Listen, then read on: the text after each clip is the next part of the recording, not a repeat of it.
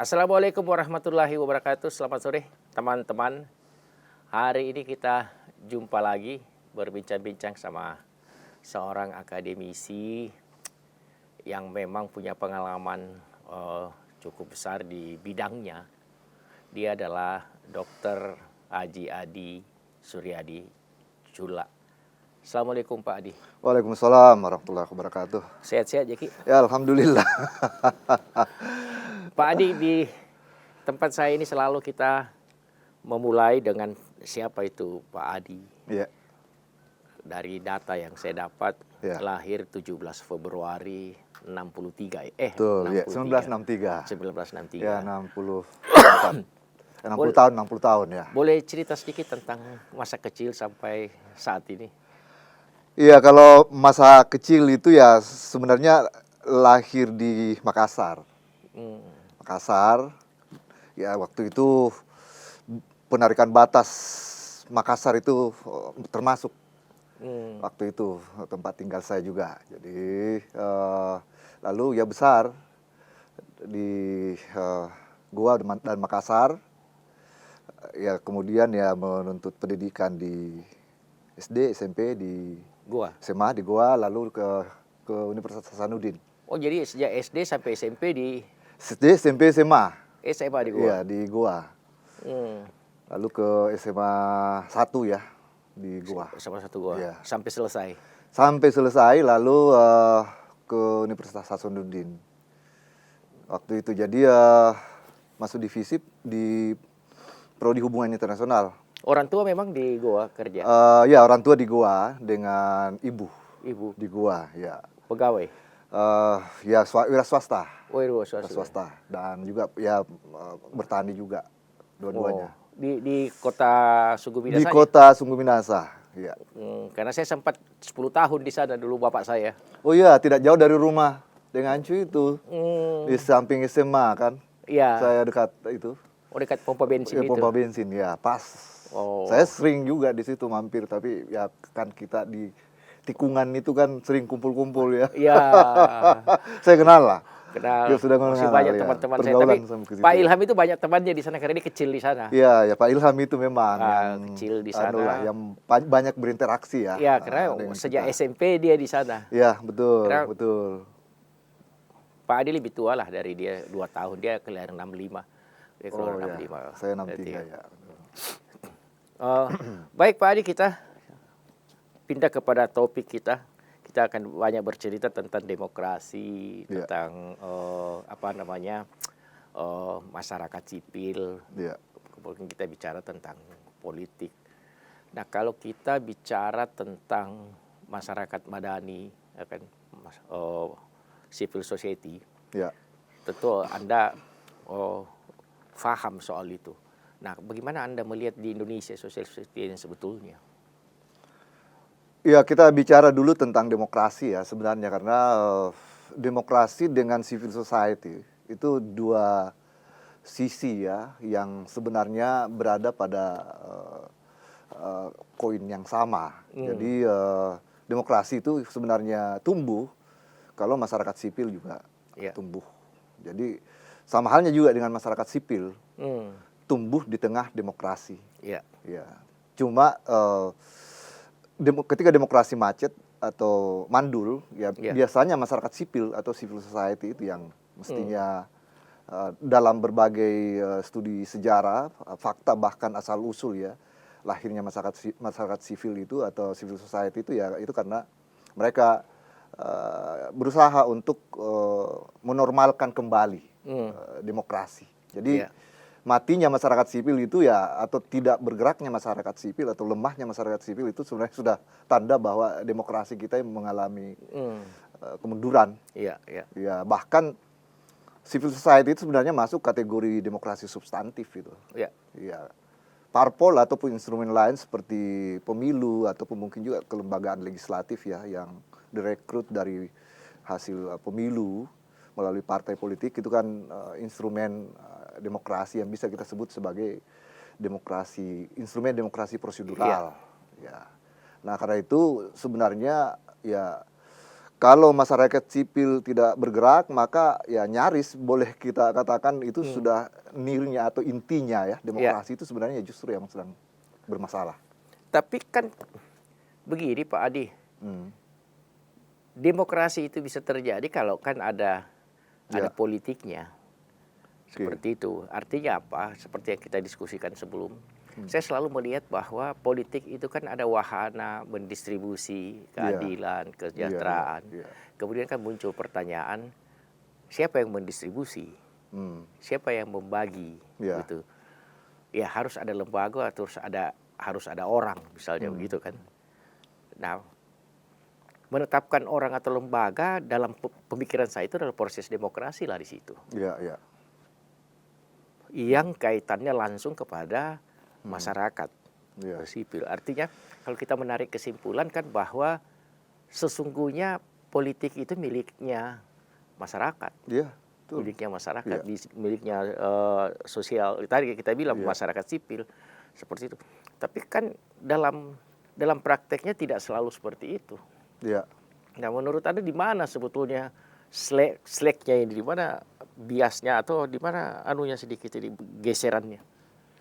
Ya, sebenarnya demokrasi itu juga secara filosofi memiliki masalah dari segi terminologinya sendiri.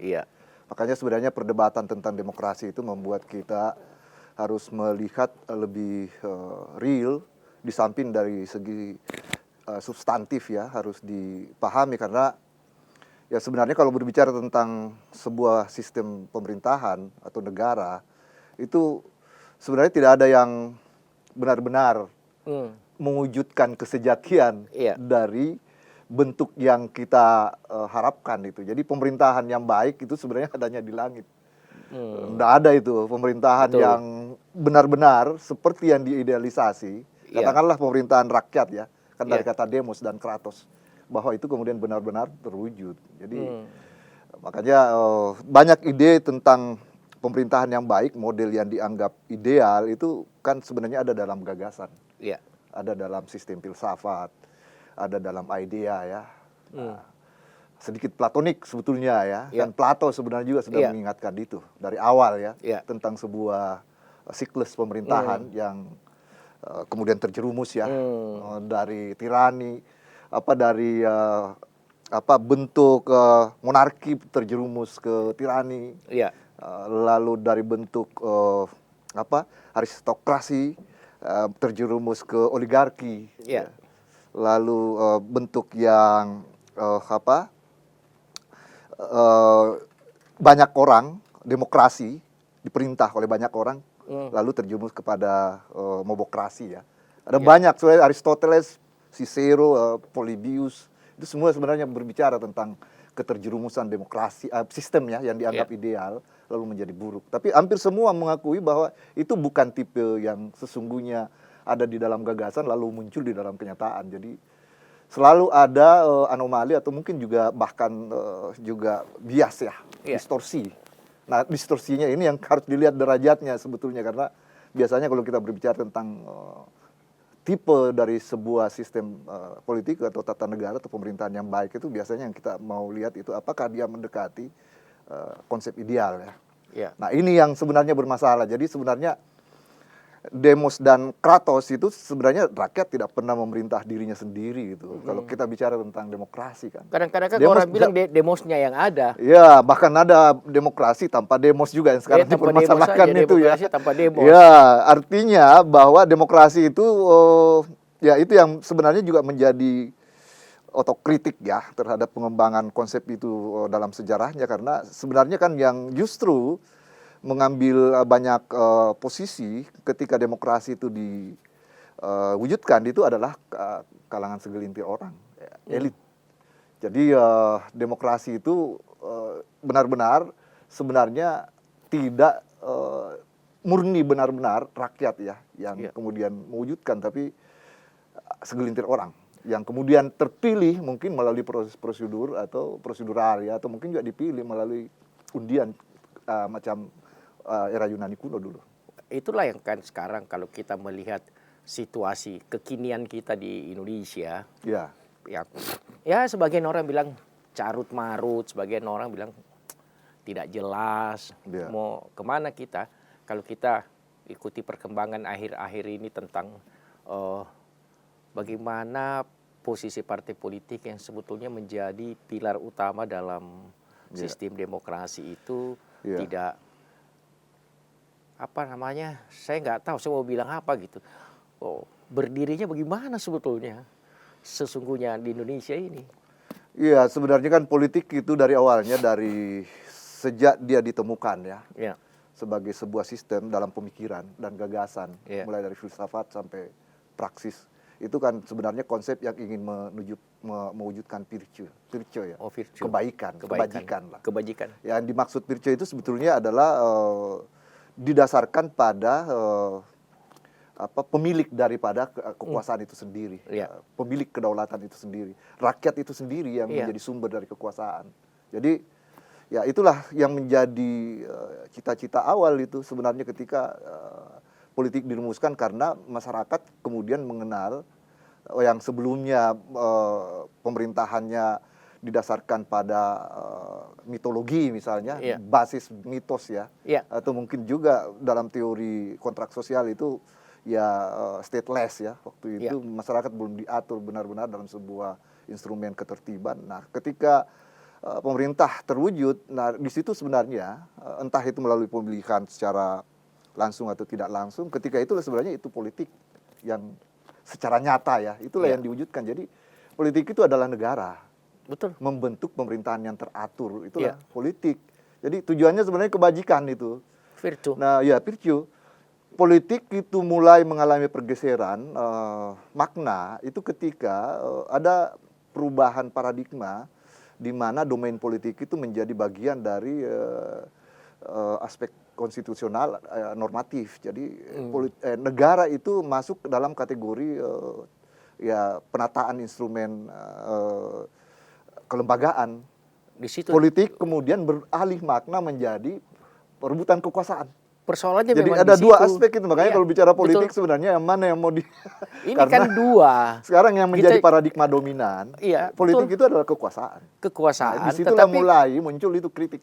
Karena sudah masuk bukan lagi pada instrumen kelembagaan. Jadi pendekatannya tidak lagi institusional atau pendekatan normatif, lebih banyak tapi kepada lebih banyak kelembagaan. pada perilaku kekuasaan. Perilaku terhadap kelembagaan yang diambil. Ya, kelembagaan itu dipengaruhi oleh perilaku. Jadi aktor manusia yang ingin memperjuangkan, ingin merebut atau ingin menguasai.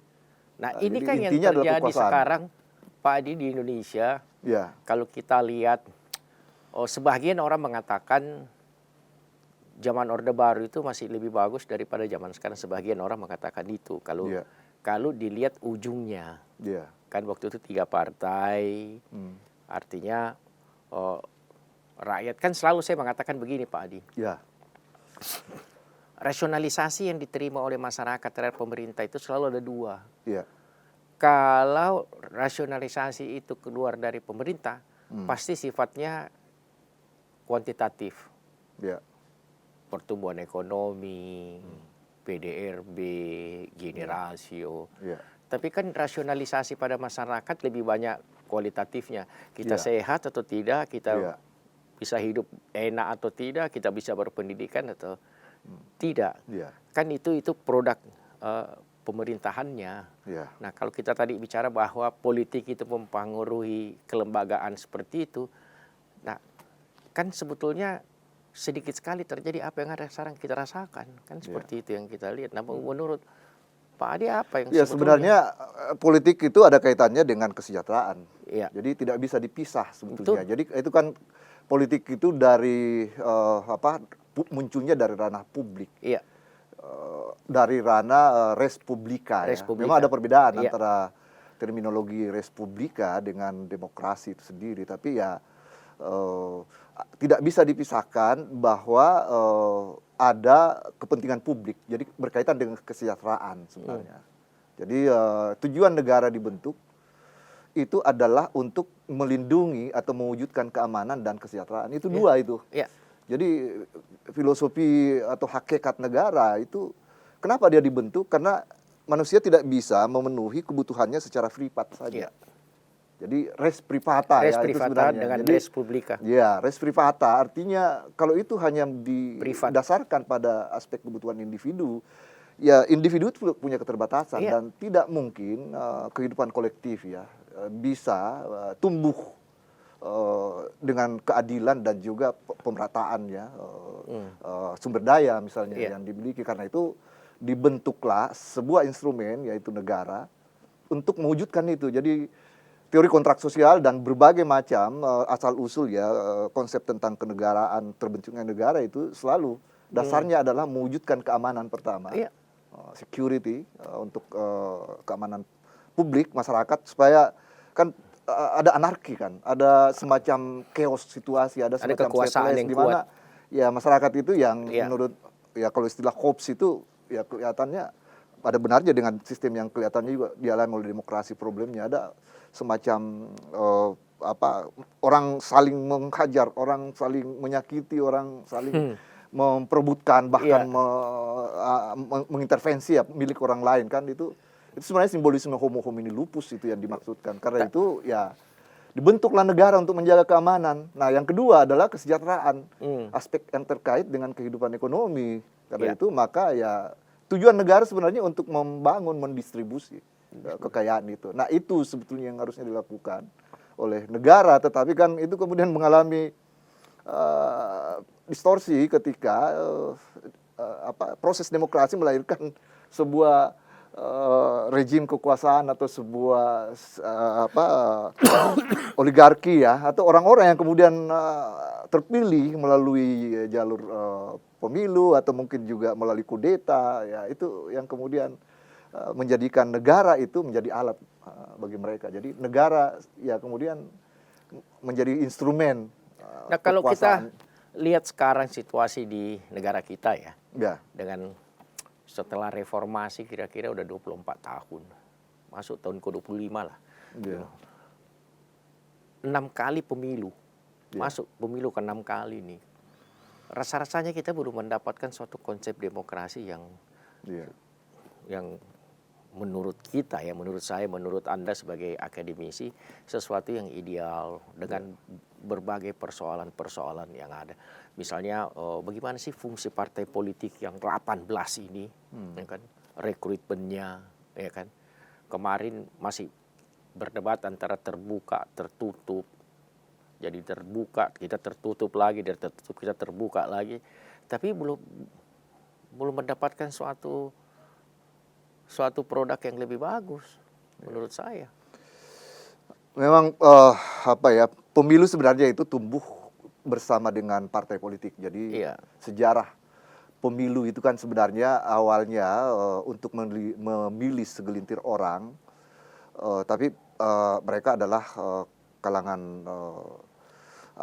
bangsawan ya. Itu kan sebenarnya sejarah ketika nation state ya. Sebenarnya dari awal kalau proses pemilihan itu kan direct demokrasi atau sifatnya pemilihan langsung ya. Jadi di era Yunani kuno itu atau Athena lah sebagai model ya, polis itu ya pemerintahan termasuk perwakilan ya yang menjadi bagian dari pengawasan itu, mereka yang terpilih itu adalah dipilih secara langsung. Nah, ketika nation state terbentuk lalu dipilih secara tidak langsung.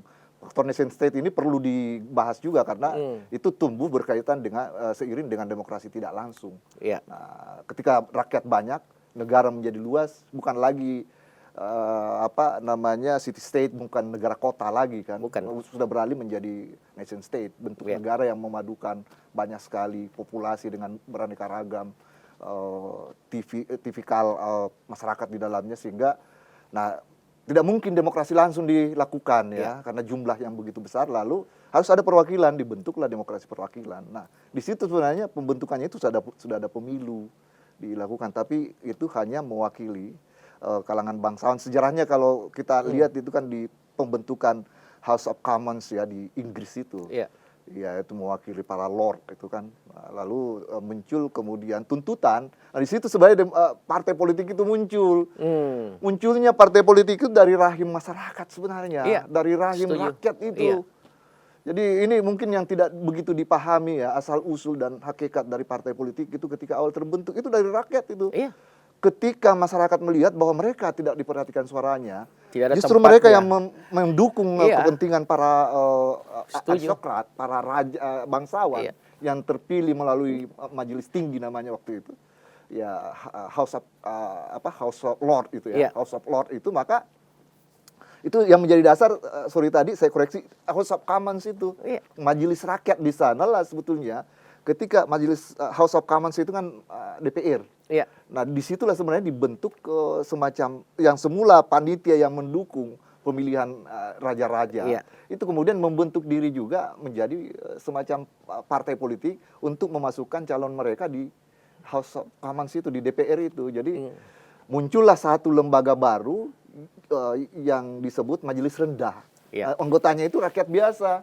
Nah di situ sebenarnya asal usul lahirnya pemilu dan asal usul lahirnya partai politik. Cuma partai politik kan akhirnya menyimpang dari hakikat asal usulnya sebenarnya. Jadi ini keluar dari habitusnya, keluar dari. Tapi kan kalau kita runut dari itu. riwayat bangsa kita ya, Ya. sejak 45 merdeka, kita ada semacam itu kan. Kalau kita lihat bagaimana perdebatan ketika itu antara pendiri bangsa, ya udah kita pilih republik dan ternyata republik kita ambil, tapi setelah itu tahun 55 Soekarno sudah mulai mencoba yang seperti kita bilang. Mungkin ya kalau saya pemikirannya Soekarno udah bilang, kita harus bikin perwakilan rakyat nih, tempatnya rakyat berdiri. Oke, diberikanlah partai. Berapa banyak partai di tahun 55 pemilihan ada puluhan partai juga, ya kan?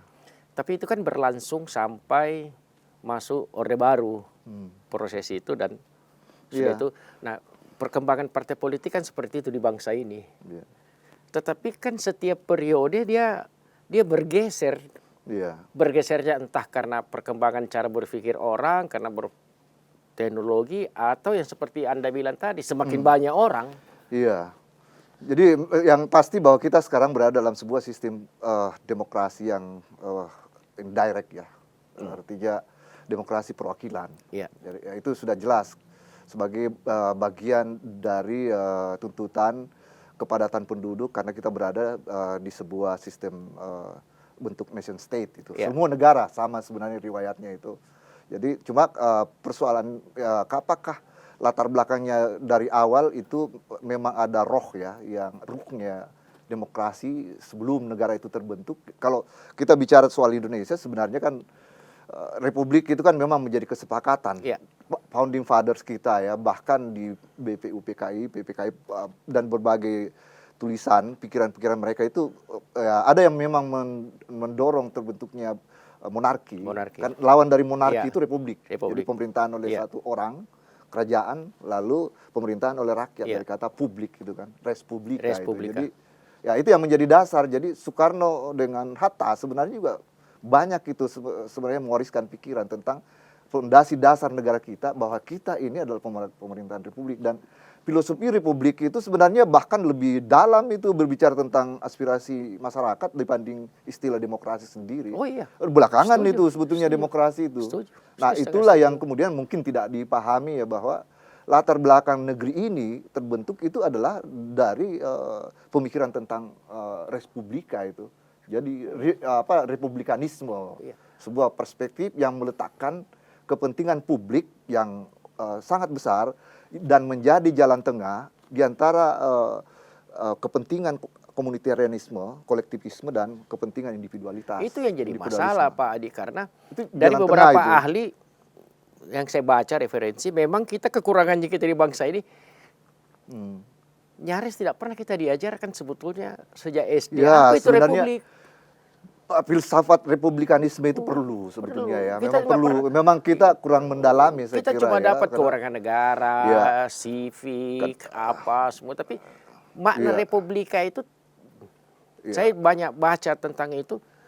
Saya rasa-rasanya kita juga jarang dapat tuh waktu kita di sekolah. Memang kita tidak banyak mempelajari. Tapi kita hanya diajarkan sekilas saja bahwa lawan dari monarki itu adalah republik. Jadi republik itu berarti yang memerintah rakyat, bukan satu orang dengan latar dinasti. Saya pernah tegur Ya. Pak Iyas ketika dia ulang tahun Makassar, terus dia perintahkan semua pakai baju adat.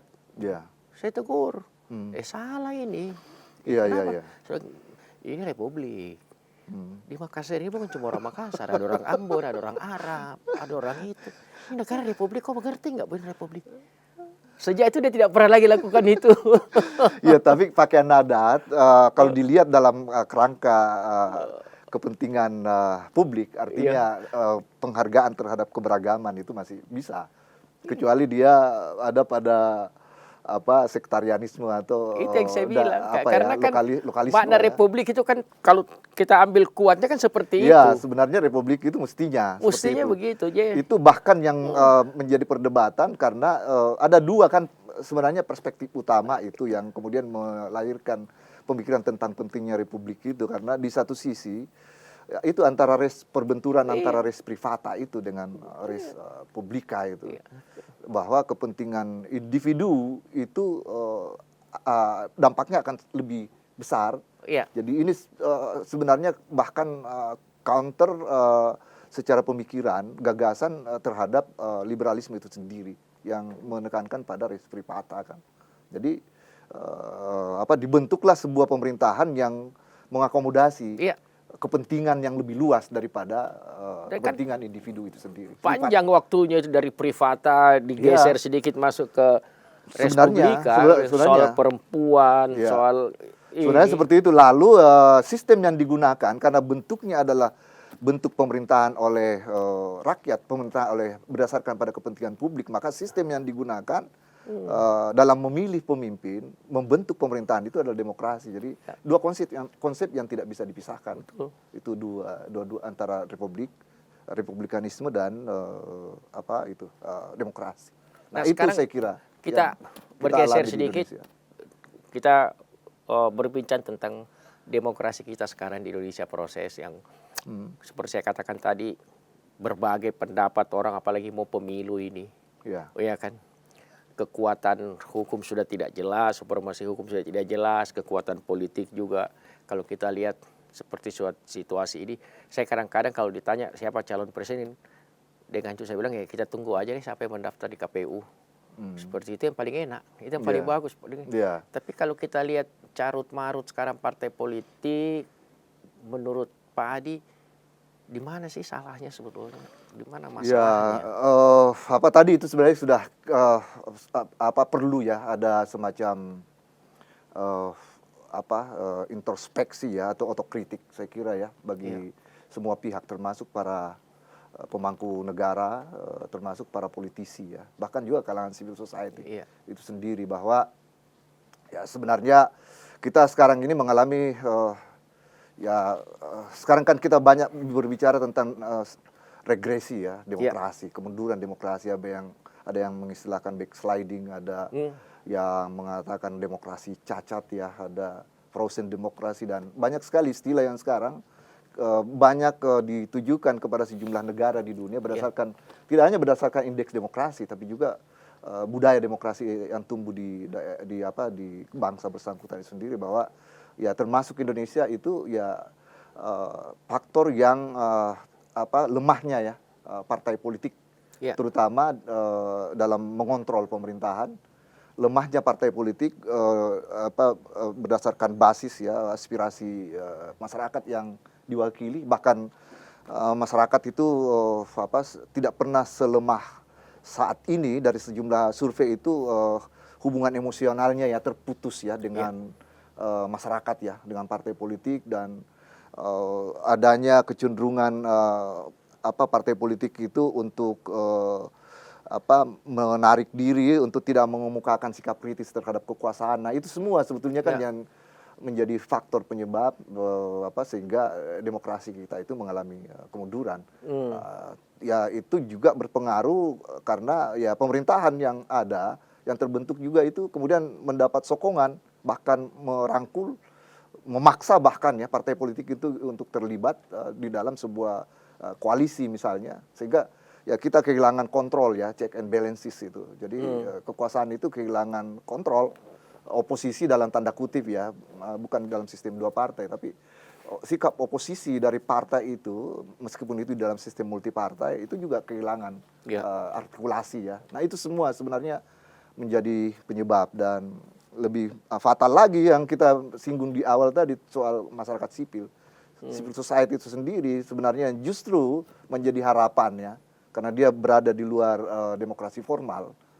Civil society bahkan menjadi ukuran ya untuk melihat perilaku demokrasi. Karena civil society itu kan di luar dari instrumen negara ya. Dia mengambil posisi bahkan memang khusus untuk mengontrol negara dari luar domain politik. Tapi nah, kan, itu justru juga tidak berfungsi dengan maksimal. Itu yang kita alami sekarang di Indonesia. Itu yang kita alami sekarang. Ya, dua pilar demokrasi mundur. Mundur karena apa? Di satu sisi masyarakat rasa-rasanya juga tidak punya apresiasi yang besar terhadap pilihannya. Iya. Saya selalu mengatakan kepada teman-teman politisi bahwa repotnya partai sekarang, sebetulnya kan dimensi partai itu kan ada 3 dimensinya. Pertama dia konsolidasi, dia atur kepengurusan, konsolidasi. Yang kedua distribusi, yang ketiga kontestasi. Tapi kan partai lebih banyak main di kontestasi. Saya belum pernah mendapatkan partai atau sedikit sekali partai yang mampu mendistribusi platformnya, soal perempuan, platform soal ini.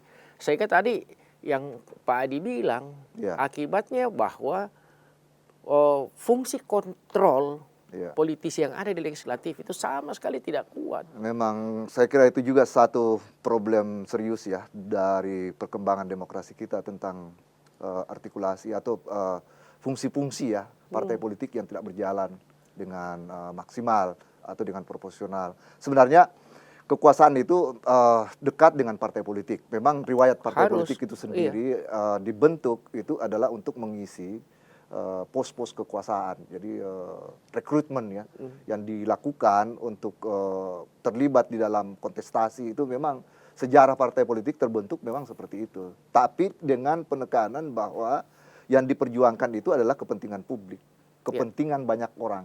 Ya lebih spesifik mungkin juga kepentingan konstituen. Tapi kan mereka harus melihat kerangka kepentingan kolektif sebagai bangsa ya maksudnya.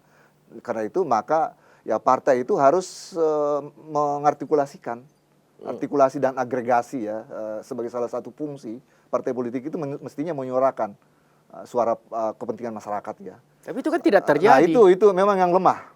Itu yang lemah, termasuk kan ada beberapa sebetulnya fungsi partai politik itu yang terkesan. Bahkan itu sebenarnya banyak temuan yang sudah menjadi bukan rahasia tentang kelemahan partai politik kita, termasuk di Indonesia itu adalah bahwa fungsi rekrutmen dan agregasi kepentingan, fungsi pereda konflik, fungsi komunikasi politik, fungsi sosialisasi dan pendidikan politik itu semua kan tidak jalan. Tidak jalan. Nah itu jadi sama dengan memegang sebuah benda atau motor, kalau dia tidak berfungsi kan macet Pak, tidak bisa jalan itu. Kalau tidak, artinya dia tidak bisa difungsikan. Nah, sama dengan partai politik. Jadi sebagai sebuah alat, kalau itu macet berarti ya apa yang diharapkan oleh masyarakat? Sebahagian orang menganggap bahwa partai politik ini mengkriminalisasi orang. Artinya kalau saya mau jadi bupati ya harus ada kendaraannya. Jadi kalau menurut Rizal Ramli begini, ini kan kriminalisasi masyarakat. Seperti itu karena ada threshold. Itu kan jadi masalah. Jadi sebetulnya bagaimana kita cari jalan keluar yang bagus gitu. Bukan barangkali mengkriminalisasi, artinya dia mengatakan begitu. Iya, memaksa kita tersandera menjadi komersil ya. Partai itu lebih banyak memperjuangkan kepentingan mereka yang punya status sosial, punya kekuasaan ekonomi. Dan terjadi juga pada legislatif. Gitu. Akhirnya masyarakat jadi pragmatis. Ya itu yang harus dibenahi, itu fungsi rekrutmen. Kalau yang dimaksud itu, jadi fungsi rekrutmen itu tidak berjalan secara etis ya, atau mungkin berdasarkan norma demokrasi yang kita butuhkan. Karena ya tidak ada proses seleksi yang fair. Tidak ada proses seleksi yang benar-benar terbuka, misalnya berdasarkan merit system ya. Ya, dilihat berdasarkan prestasi, dilihat berdasarkan track record. Kan pada akhirnya yang menentukan kan itu adalah oligarki atau sekelompok orang yang ada di partai Tapi kalau bersangkutan. pertanyaannya Pak Adi, Ya. kenapa partai tidak mampu membuat seperti itu? Ya, itu kelemahan yang muncul dari perilaku dari elit kita. Jadi Iya. sebenarnya muara dari persoalan ini bisa dilihat dalam perspektif elit. Artinya ya di dalam tubuh partai politik itu sendiri ya muncul semacam kemacetan ya, muncul semacam cacat kayak begitu. Ada yang menyebutnya sebagai political decay ya. Pembusukan politik itu artinya bahwa di dalamnya partai itu dikuasai dan didominasi oleh segelintir orang yang kemudian mempertahankan kekuasaan, bahkan menyeleksi Itu dan tidak memperhatikan aspirasi masyarakat. Itu yang kadang-kadang saya nggak habis berpikir, misalnya kayak begini Pak Adi ya. Ya, Partai sekarang itu kan yang dia mengejar parliamentary threshold iya, 4%. Kalau 4% waktu saya mendirikan Partai Nasdem, waktu itu kita mengatakan kalau kita mau 4%, kita harus cari 10 juta iya, suara sehingga kita bisa dapat 4%.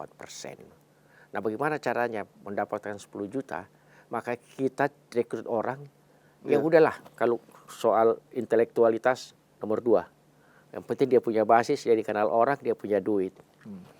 Akhirnya kelihatannya semua partai seperti itu sekarang. ya partai kita memang jadi ada hal yang menarik Tidak ada sebenarnya. seleksi lagi. Pasca Orde Baru ya, mungkin karena produk dari deideologisasi ya yang terjadi di era Orde Baru, karena keharusan untuk berasas yang sama. Nah, sebenarnya saya ada sedikit penelitian tentang itu, bahwa itu tidak lepas dari dampak perkembangan domestik historis kita sendiri. Jadi sejarah sistem politik dan ketatanegaraan kita, dampak dari deideologisasi itu lalu melahirkan partai yang sangat pragmatis ya, sehingga partai itu tidak menjadi partai kader, tidak tumbuh menjadi partai ideologis ya. Nah, karena itu sistem rekrutmen itu tidak akan melihat faktor loyalitas dan kekentalan ideologi kader, tapi melihat dari segi lebih pragmatis ya, sebagai partai massa. Jadi yang sangat penting itu adalah dukungan massa. Apakah bisa mencapai itu parliamentary threshold itu? Apakah bisa masuk ke legislatif? Apalagi kan kalau misalnya tidak sampai lolos di dalam parliamentary threshold, itu kan akhirnya dia tidak boleh masuk ke Senayan kan. Jadi berlomba memasukkan orang siapapun tanpa melihat dia kader, tanpa melihat apakah dia paham dengan ideologi partai, yang pasti bahwa dia bisa meraup dukungan elektoral. Itu yang diutamakan, dan kebanyakan mereka ini adalah orang-orang yang kemudian memiliki sumber daya ekonomi yang kuat. Nah, itulah saya kira problem dari partai kita di situ. Saya kan selalu begini, tadi Pak Adi bilang ya kemampuan legislator kita tidak berfungsi sebagaimana mestinya, tidak kuat sistem pengawasannya itu, tidak kuat seperti pengawasannya itu. Di lembaga saya kita selalu penelitian Pak Adi. Ya. Bagaimana situasi legislatif kita. Kalau saya lihat di DPR RI, di DPR provinsi maupun kabupaten kota, tidak lebih dari 20% membersnya itu paham dirinya sebagai legislator. Iya. Ya. Kok Fadis mau kemana? Ya, sebenarnya mereka itu kan dapat mandat ya. Iya. Dari masyarakat yang memilih mereka. Nah, karena itu mereka harus menjalankan peran yang benar-benar bisa memperjuangkan kepentingan publik, atau ya barangkali dalam lebih spesifik kepentingan konstituen. Tapi ketika mereka masuk, mereka gagap. Mereka gagap itu karena tidak punya katakanlah pengalaman politik ya, sebagai kader yang tumbuh di partai itu, atau mereka memang tidak punya pengalaman mengelola. Itu karena akibat aktivisme rekrutmen awal kelembagaan kan politik tidak kuat waktu direkrutmen oleh partai. Iya, karena yang diutamakan kan modal, yang diutamakan kan peluangnya di situ. Anda punya sumber daya finansial tidak? Karena nah itu juga kan yang menjadi kemunduran demokrasi kita juga, karena berdampak pada pragmatisme pemilih juga kan, permisivisme ya pemilih. Jadi ya kalau Anda punya uang ya silakan. Lalu ya itu kan sebenarnya budaya politik juga yang menjadi masalah di kita ya. Nah, kita tidak bisa menyalahkan masyarakat karena dia dibentuk oleh struktur sistem politik, Setuju. lingkungan politik kita yang membuat transaksionalisme atau proses transaksionalis itu terjadi. Baik di kalangan elit sendiri, ya itu dimulai dari situ. Lalu masyarakat melihat kok mereka yang diuntungkan, kita juga perlu.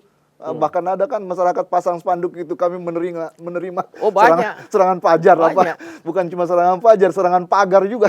jadi Tapi jadi itu saya kira problem di kita. problem. Gitu. Saya ada buku yang mungkin Pak Adi pernah baca, itu Demokrasi Sel. Ya. Alpinas yang dari Australia itu dia mengatakan memang di dunia ini ada 3 negara yang money politiknya tinggi, itu Argentina, India, sama Indonesia. Tapi dia bilang kalau di India itu dia bisa kurangi sampai 40% dengan tingkat pengawasan yang lebih bagus. Artinya apa? Dia bilang kalau di Indonesia Panwas dan KPU-nya harus kuat. Ya. Betul. Saya melihat Panwas KPU kita di sini kan event organizer. Iya. Saya selalu bilang mestinya KPU, partai, Panwas, edukasi dong masyarakat tentang proses politik sebenarnya. Iya, memang salah satu kritik atau perspektif kemunduran demokrasi itu melihat tidak hanya pada partai, tidak hanya pada peran legislatif atau bahkan kelembagaan eksekutif, tapi juga sebenarnya proses elektoral itu sendiri yang bermasalah. Iya. Jadi sudah banyak saya kira kasus ya yang menunjukkan, bahkan kecurigaan publik sampai sekarang kan tetap menguat tentang pemilu yang diharapkan bisa berintegritas, pemilu yang diharapkan bisa bermartabat. Apakah itu bisa diwujudkan dengan keberadaan penyelenggara pemilu seperti KPU dan Bawaslu? Apakah benar-benar mereka profesional, independen, imparsial, netral dan segala macam itu. Nah, itu sebenarnya integritas ya yang memang digugat itu. Nah, ini problem juga, trust. Kepercayaan masyarakat tidak hanya jatuh merosot terhadap parpol, tapi juga dan pemerintah, tapi juga merosot terhadap penyelenggara hukum. Ya itu basis penegakan hukum di situ. Mudah-mudahan sih KPK bilang sekarang dia mau turun ke lapangan nih, kejaksaan ini mau turun ke lapangan untuk memperkuat Gakumdu. Ya, saya kira perlu bekerja sama malah. Kalau dia turun pasti masyarakat ini kan juga tidak, kalau ada yang ditangkap pasti dia juga takut-takut lagi. Harusnya. Tapi ya KPK juga kan sedang mengalami sebenarnya juga ya. Banyak sekali kritik ya, krisis kepercayaan, apalagi ada problem internal yang terjadi di kalangan instansi KPK itu sendiri, dari pimpinan sampai stafnya. Memang persoalan itu problem kita. Persoalan kita memang di situ, di proses itu yang saya katakan tadi, dari 6 kali pemilu di era reformasi ini kita belum mendapatkan suatu. Memang dua dekade ya, dua dekade kita lebih. Kira-kira kalau 98 dimulai mungkin 2025 tahun pasca reformasi, kita tidak bisa mengontrol, tidak bisa mengendalikan ya. Proses konsolidasi kita itu menuju tahap yang progresnya ya lebih terpercaya, lebih tinggi, malah ada kecenderungan setback ya yang disebut backsliding itu, bahwa demokrasi merosot, menurun. Nah, ini problem kita sekarang saya kira, dan harus dibenahi. Sebenarnya harus ada upaya, tidak boleh dibiarkan sebenarnya, bahkan ya. Sebenarnya peran masyarakat sipil itu salah satu yang kita harapkan. Saya di sejumlah studi tentang civil society, saya melihat juga tidak pernah sejak dalam sejarah, bahkan di Orde Baru itu sebenarnya civil society tumbuh bahkan ya bersama gerakan demokrasi yang muncul dari internal state juga. Jadi di dalam negara itu ada orang-orang yang pro terhadap civil society juga. Ada tokoh seperti Emil Salim dulu, atau tokoh seperti Ali Sadikin dan segala macam ya. Mereka itu adalah pro civil society, itu dari kalangan state, itu dari negara, dan tumbuh bersama masyarakat sipil menggerakkan itu proses demokratisasi. Nah, sekarang ini problem besar kita, kelihatannya kita kesulitan untuk membuat identifikasi. Ada banyak kemerosotan demokrasi kan, indeks demokrasi kita termasuk salah satu persoalannya itu kan karena dianggap ada kemerosotan terhadap penilaian kebebasan berserikat, berkumpul dan mengeluarkan pendapat. Makanya saya selalu bilang, kadang-kadang orang milih ini kan dasarnya elektabilitas dan popularitas selalu. Padahal saya selalu bilang masih ada yang lebih penting daripada itu, etikabilitas dan intelektualitas. Kalau Pak Adi tadi bicara soal Emil Salim, karena dia punya etikabilitas, masyarakat bisa ikut. Persoalannya sekarang kan. Ya, memang agak rumit melihat ini problem kita.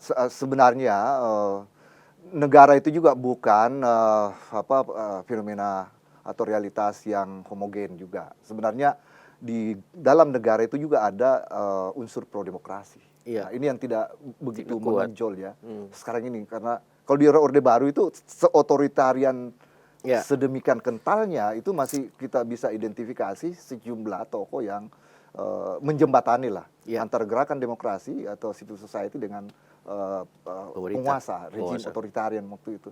Nah, sekarang harusnya ada artikulasi yang dibuat oleh sejumlah tokoh yang ada di lingkungan negara itu, di internal state itu, domain state itu.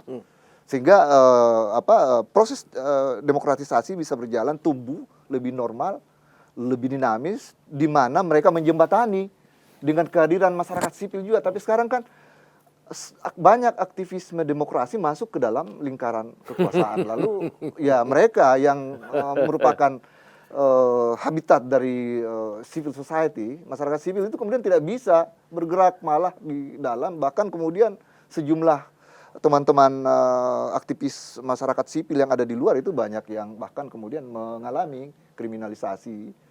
Ada sejumlah kasus seperti Haris Ashar dan segala macam ya. Itu kan mereka dia menunggu itu suara temannya untuk menjembatani. Nah, harusnya ada seperti itu karena kita tidak bisa juga menstigmatisasi ya bahwa negara itu negatif. Enggak.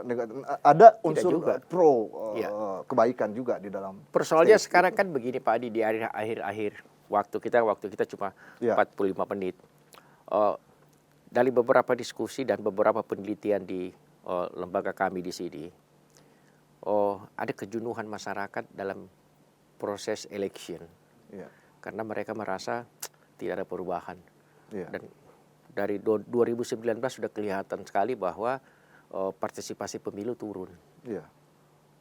Saya khawatir di 2024 bisa lebih turun lagi, karena kalau kita lihat seperti beberapa tulisan Bapak saya lihat mengenai milenial misalnya yang kalau sekarang kurang lebih 51% kalau digabung Z sama hampir 60% malah 50,8 sekian persen. Mayoritas pemilih kita itu adalah kalangan milenial yang labil menciptakan ada polarisasi antara yang baru dan yang lama, bukan tua dan muda.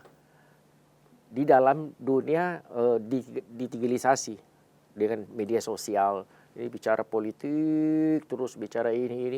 Mereka kelompok baru ini tidak ada urusan sama ini.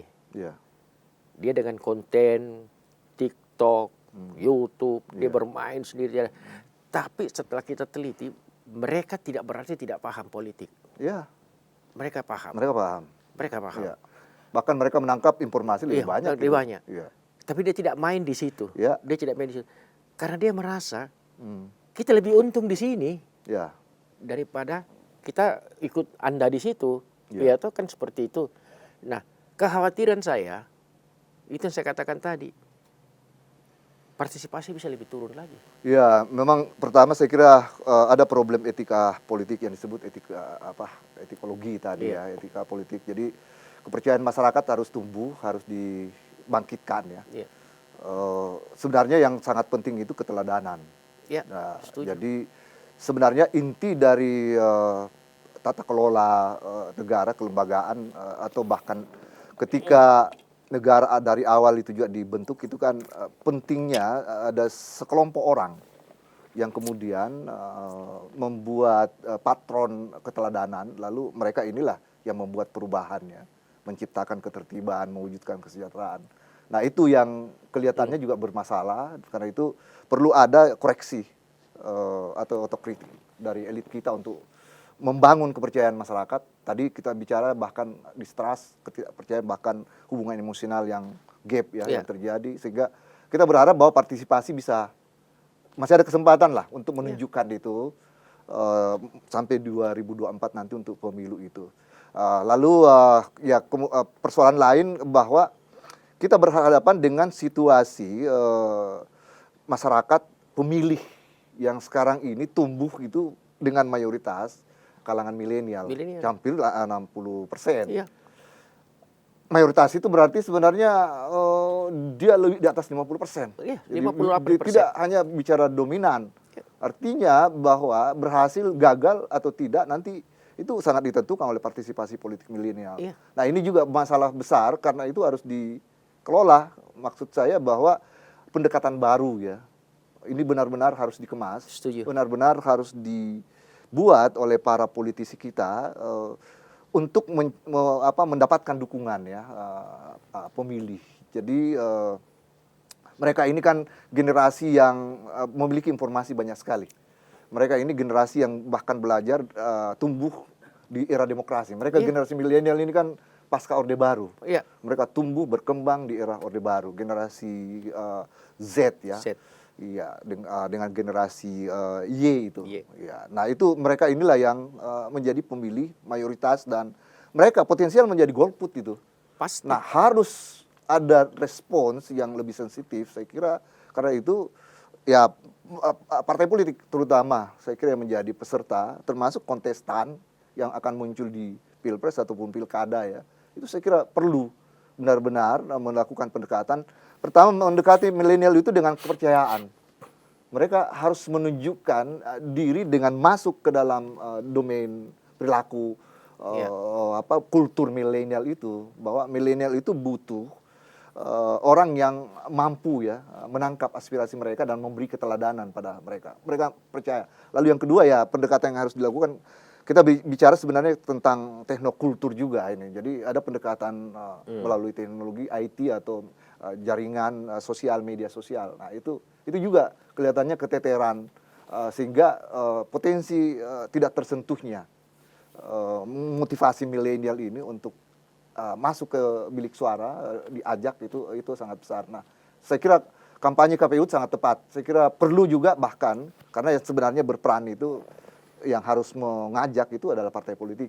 Karena KPU dengan Bawaslu itu kan instrumen administrasi. Itu nah, yang harus menjadi persoalan di lingkungan milenial. Karena saya banyak berinteraksi sama mereka di UMKM-nya, di konten-konten videonya, ya kan. Mereka melihat pada sektor media sosial memang hampir semua lini ada polarisasi. Ya. Di para intelektualitas juga, para ahli juga ada polarisasi dan itu terbuka sekali kan kalau kita lihat. Kalau dulu kan orang cuma baca referensi ini beda sama saya, beda sama Pak Adi. Tapi sekarang saya bisa bicara aja tentang Pak Adi di media sosial, Pak Adi bisa cerita tentang saya di media sosial. Itu kan yang menjadi mereka melihat lebih bagus kita di sini main di konten yang kayak begini, konten TikTok, konten ini misalnya. Iya, kan sebenarnya kita bicara generasi ya. Yang disebut generasi itu mereka lahir dalam kurun waktu yang sama. Iya.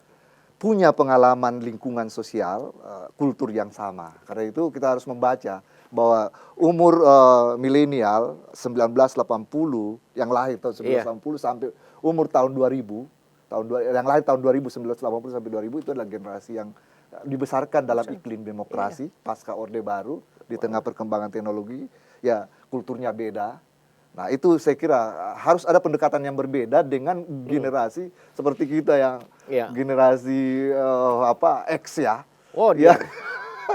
Di belakangnya X lagi. Malah kalau di belakang X itu baby boomers itu yang baby boomers lahir di bawah tahun 60-an. Lahir di bawah setelah di bawah tahun 45 dan 60 itu. 60. Kita itu, baby boomers. Baby boomers itu. Baby boomers. Mereka baby boomers itu disebut seperti itu karena lahirnya generasi yang disebut baby boomers itu ketika Perang Dunia Kedua selesai, ada kesejahteraan, lalu tumbuhlah angka kelahiran ya yang sangat banyak, lalu itulah generasi sebelum tahun 60-an itu. Nah generasi setelah 60-an itu generasi X. Saya termasuk X. Lahir tahun 1963. Masih generasi X. Generasi X lahir di era Orde Baru. Iya. Ya. Dan tumbuh berkembang di era Orde Baru. Nah mereka yang X, yang YZ itu paling tidak kita sama lah, sedikit beda 10 tahun, artinya yang lahir tahun 60-an itu menikmati semuanya. Ya, sebenarnya baby boomers dengan generasi X itu tidak terlalu jauh, sama dengan generasi Y dengan Z itu. generasi milenial itu juga tidak terlalu jauh karena mereka dibesarkan di iklim demokrasi dan perkembangan teknologi informasi yang sangat canggih. Oke sekarang. Pak Adi, Ya. kita tanpa terasa hampir 1 jam. Udah Ya. cukup waktunya. Terima kasih. Ya, Kita saya bisa ingin diskusi. mengemukakan memang saya kira ada pesimisme kalau kita lihat. Ya. Artinya kita berbicara tentang penilaian terhadap demokrasi kita, peran civil society, peran partai politik ada penurunan ya. Nah itu sebenarnya harus menjadi bagian dari introspeksi, tapi yang terutama harus dilakukan itu adalah kemauan untuk berubah ya. Saya kira itu yang kita harapkan dari introspeksi dari para elit, etika politik sangat penting, kebangkitan atau pemberdayaan atau revitalisasi masyarakat sipil harus ditumbuhkan. Itu harapan kita sehingga kita bisa berharap lebih optimis. Ya, Saya kira terima kasih Pak. Ya. Pak Adi, saya lebih setuju tadi kalau kita bilang etika. Saya kadang-kadang tadi saya berpikir melihat ada diskriminasi partai perebutan partai di antara dia. Kadang-kadang saya berpikir ini orang dewasa apa enggak gitu. Orang paham organisasi atau tidak gitu mau rebut-rebut. Terima kasih Pak Adi. Para teman-teman, demikian pembicaraan saya sama Pak Adi Suaricula yang sedemikian heboh. Nanti pada kesempatan yang lain Pak Adi kita bisa berbincang lagi, kita tambah beberapa teman untuk kita bicara yang lebih bagus lagi.